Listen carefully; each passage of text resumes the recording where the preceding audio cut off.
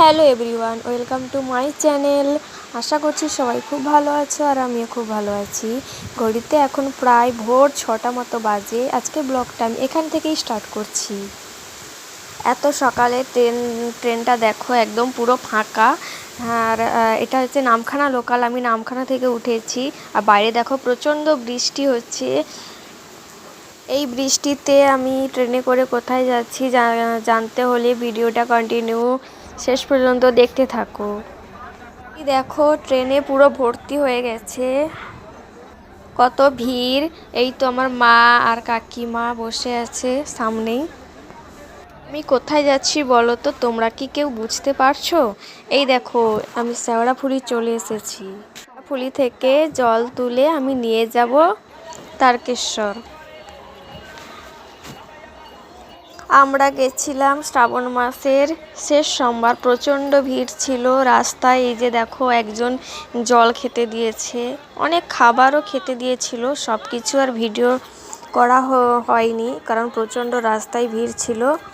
তো যতটুকু পেরেছি আমি ভিডিওর মাধ্যমে তোমাদের সাথে শেয়ার করব।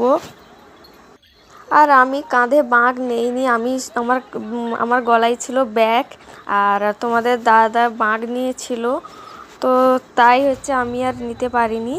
তো এই দেখো রাস্তায় হাঁটতে হাঁটতে আমি এক জায়গায় বসে পড়েছি। এটা হচ্ছে একটা মন্দির, তো এখানে বসে রেস্ট নিচ্ছিলাম, আবার একটু পরে হাঁটবো।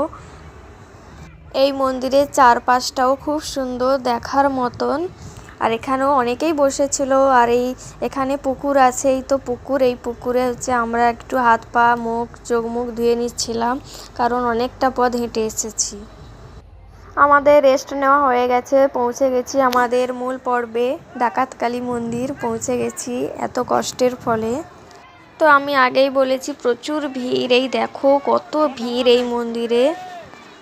আমরা তো গেছিলাম শ্রাবণ মাসের শেষ সোমবার, তাই এই জন্য এত সেদিন প্রচুর ভিড় হয়েছিল। তো ভিডিওটা আমি আজকের এখানেই শেষ করছি। আবার পরে নেক্সট ভিডিওতে আসবো পার্ট 2 নিয়ে, সেখানেও অনেক সুন্দর সুন্দর জিনিস দেখতে পাবে। তো আজকের ভিডিওটা এই পর্যন্ত।